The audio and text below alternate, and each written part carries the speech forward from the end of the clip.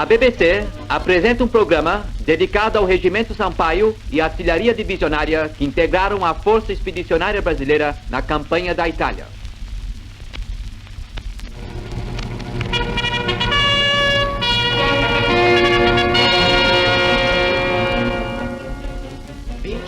De agosto.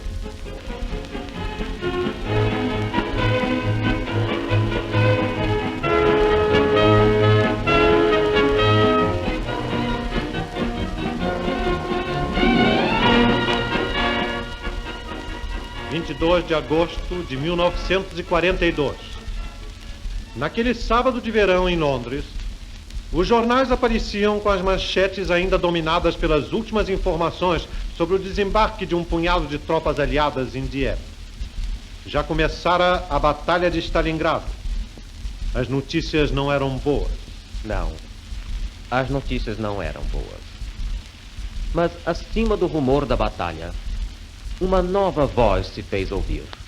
O Brasil declarou guerra!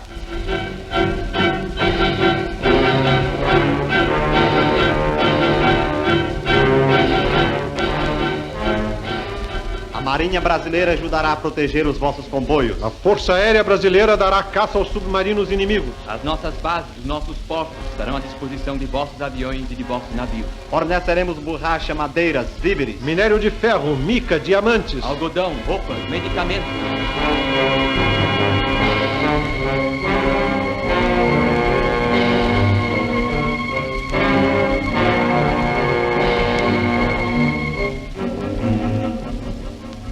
Tropas brasileiras combaterão ao vosso lado em solo europeu. As primeiras tropas sul-americanas a lutarem na Europa. Como seriam eles? Sejamos honestos, não pensávamos que pudessem se adaptar a tempo às exigências da guerra moderna. Compreendia-se. Eles não tinham experiência desse tipo de guerra. Mas confessemos também que nos enganamos. Quando chegou a hora, eles provaram ser combatentes bem treinados, bem equipados, hábeis, audaciosos e lutaram como tigres. O pracinha brasileiro tomou seu lugar ao lado do Tommy inglês e do GI americano. Depois de 8 longos meses de combate nas trincheiras da Itália, estes mesmos soldados viram a sua missão cumprida de maneira brilhante com a vitória das armas aliadas na Europa. Algumas centenas de seus companheiros jamais voltarão. Eles deram as suas vidas pela maior grandeza do Brasil e pela causa sagrada da humanidade.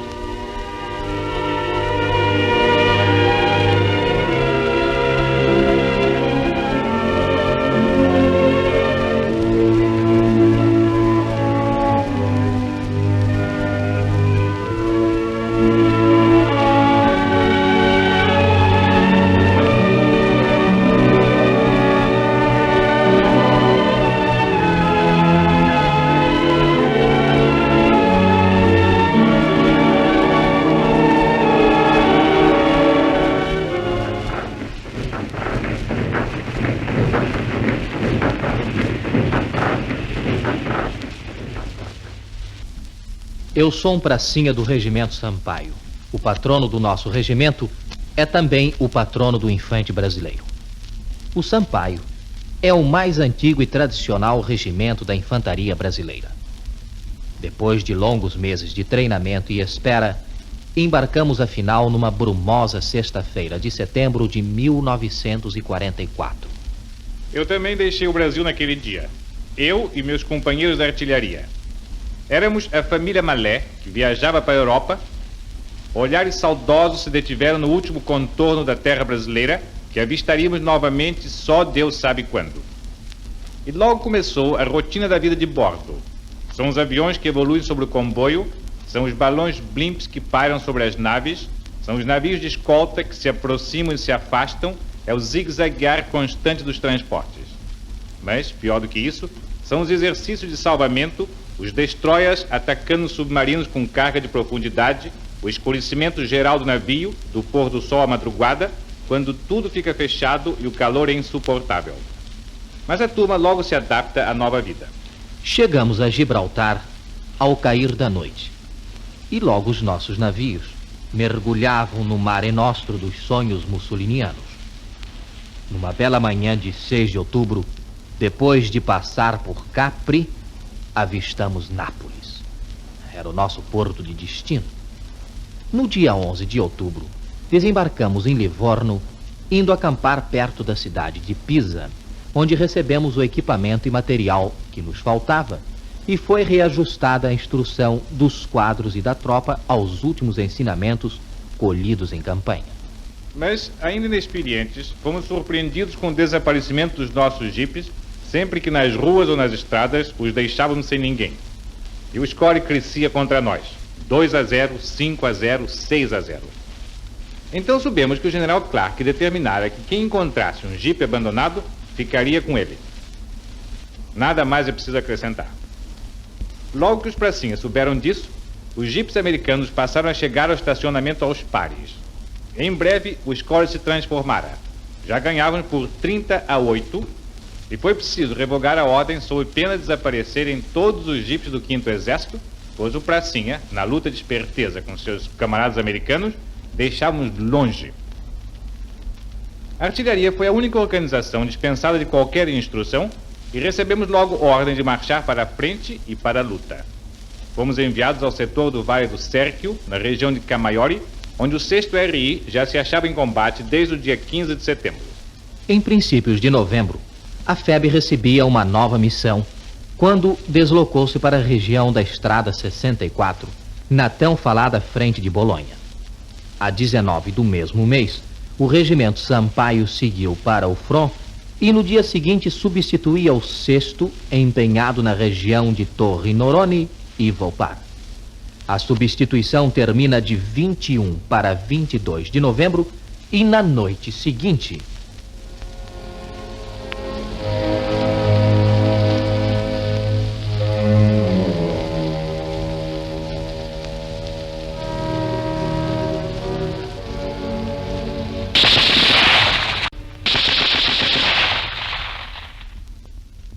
Alô, alô?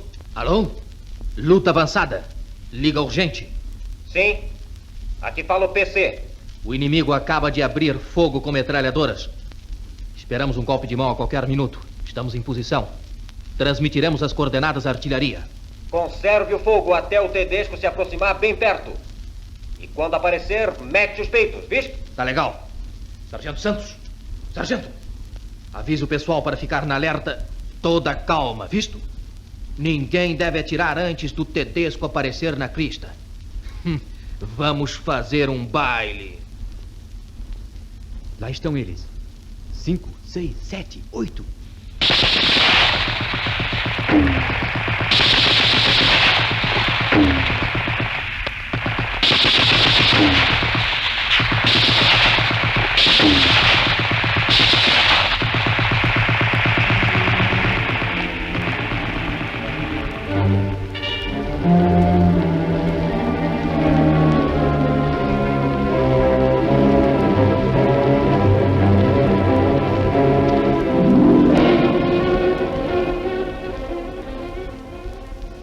Tedesco atacou 5 vezes as nossas posições, mas foi rechaçado, deixando grande número de mortos. As nossas posições foram mantidas intactas. Foi um batismo de fogo de gala.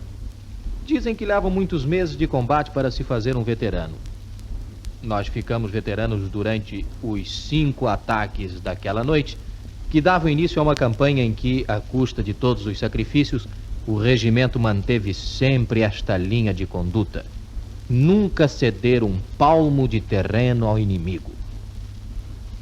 Lá no Brasil, a gente fazia uma ideia muito paisana da guerra.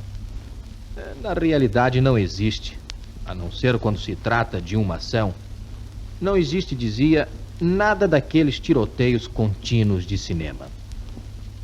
Dão-se tiros de inquietação quase todas as noites, e os morteiros respondem sistematicamente aos disparos das armas automáticas. A excitação em que se vive na primeira linha é devida à constante expectativa de que alguma coisa possa acontecer.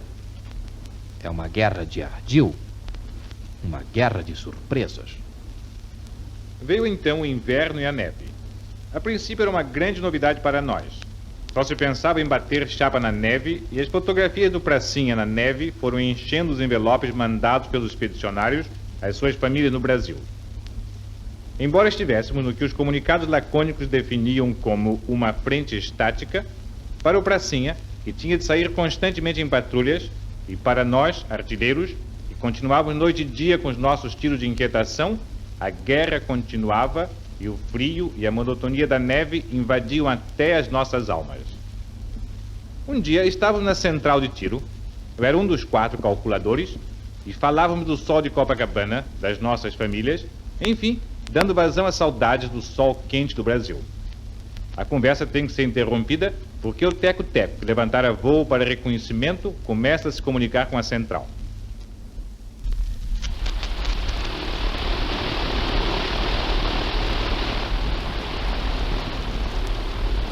A peça inimiga está batendo a estrada.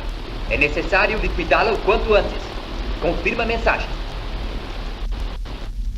Confirmo mensagem recebida. Peça inimiga localizada 425480. Alô, peça B. Alô, coordenadas 425480. Um tiro. Aguarde correção.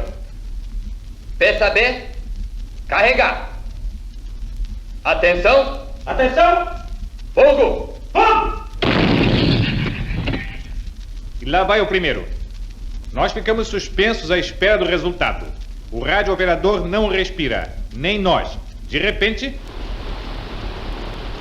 Alô, central. Longo, 100. Alô, peça B. Longo, 100. Faça correção. Longo 100. Correção feita. Fogo! Fogo! Outro suspenso. E então...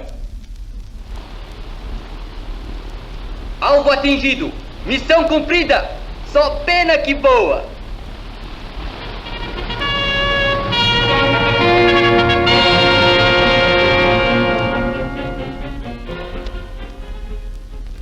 E assim foram se passando os dias e as longas noites do inverno frio dos Apeninos.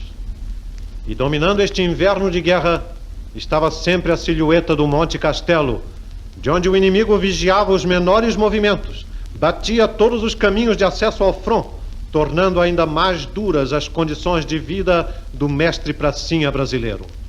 Foi uma dura aprendizagem, mas dia a dia o pracinha foi se aperfeiçoando na arte de improvisar. Defendeu-se do pé de trincheira, forrando os galochões, e podia então passar as horas da noite sentado numa metralhadora, pronto para proteger uma patrulha, com os pés em cima de pedras aquecidas, antes de entrar de quarto. As patrulhas saíam diariamente.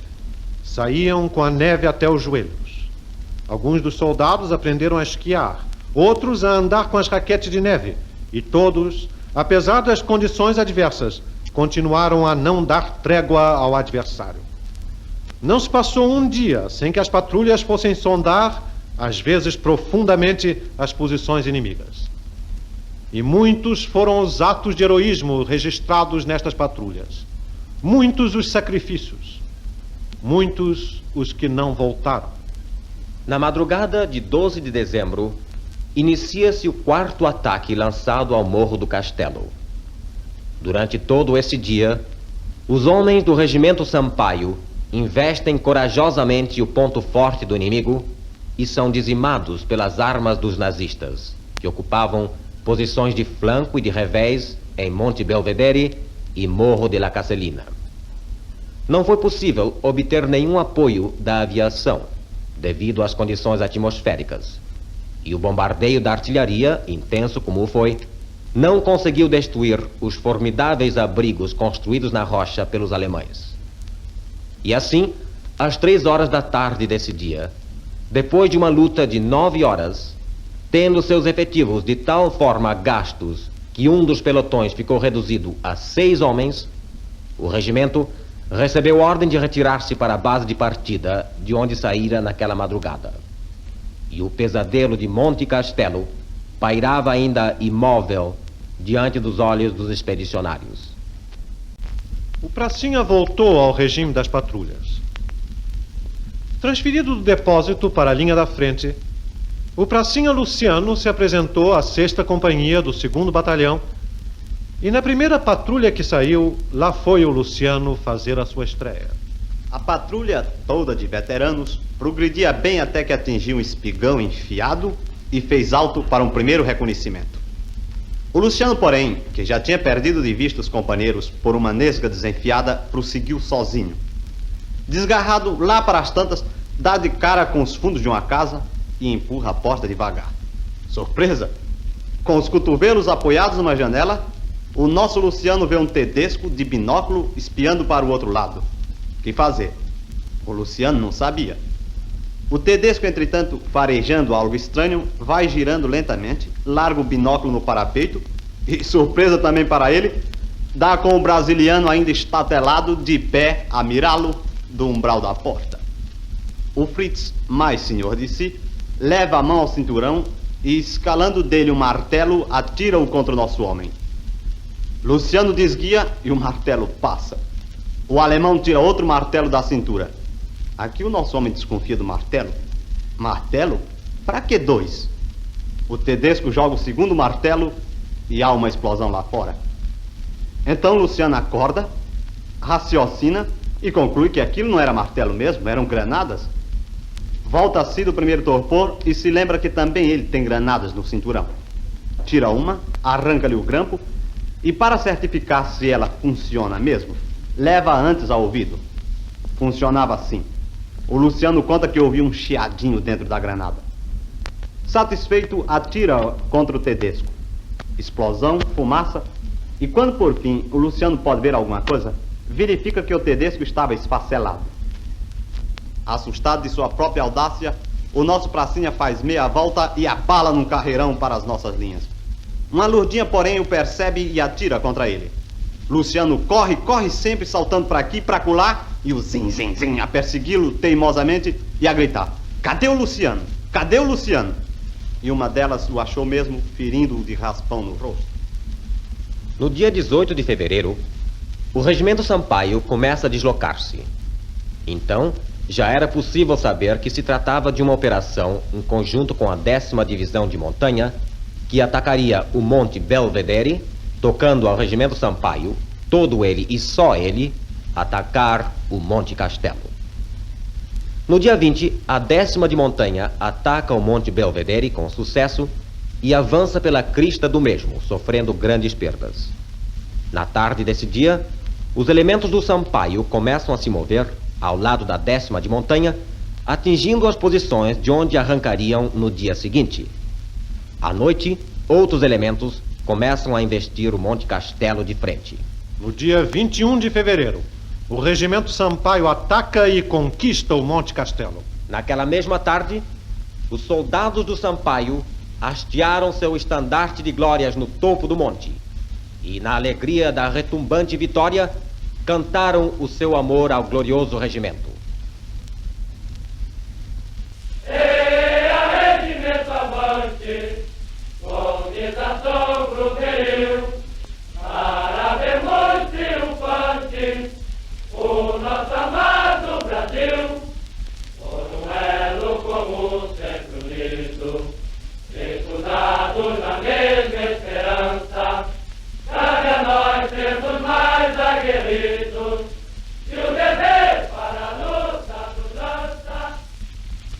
Termina o inverno, reaparece o sol e, com a conquista do Monte Castelo, mudar a sorte das armas brasileiras. O 5º Exército lança o esperado ataque na frente de Bolonha.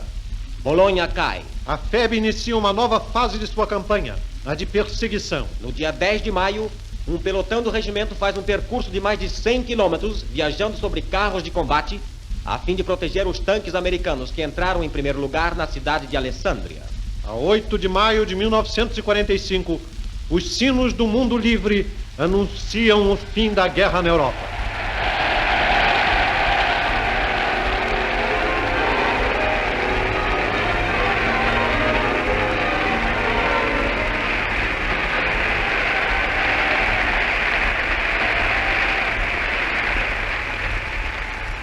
Encerrava assim o Regimento Sampaio a sua gloriosa campanha de 8 meses, em que, sem nunca ter cedido uma polegada de terreno ao inimigo, percorreu 1.300 quilômetros, conquistou a posição-chave do inimigo, Monte Castelo, sofreu mais de 2.000 baixas, das quais mais de 700 feridos, mortos ou desaparecidos, fez 1.700 prisioneiros, conquistando para sua bandeira a Cruz de Combate de primeira classe. De seus quadros, faz parte o oficial que mereceu a mais alta condecoração norte-americana, a Medalha de Serviços Distintos, concedida a um membro da Força Expedicionária Brasileira. E também o primeiro capelão brasileiro, condecorado pelo comandante do 5º Exército Americano com a Estrela de Prata, por bravura em ação.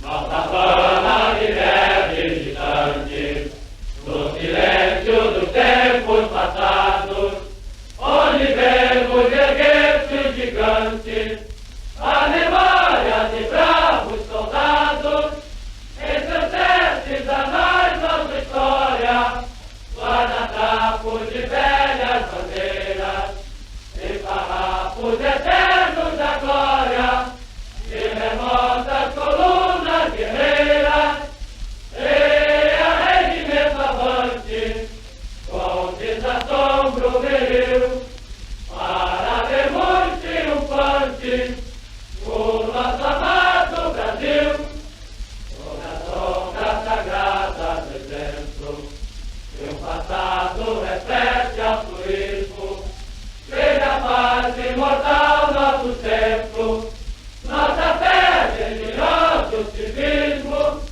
vestimismo de ânimo forte, porém diante da ameaça estrangeira, cabe a nós avançar para a morte, dando sangue à nação brasileira. Acabaram de ouvir um programa dedicado ao Regimento Sampaio e à Artilharia Divisionária que integraram a FEB. O programa foi escrito pelo correspondente da BBC junto às forças brasileiras na Itália e baseado em fatos verídicos ocorridos na frente de combate. Gravação do London Transcription Service da BBC em Londres.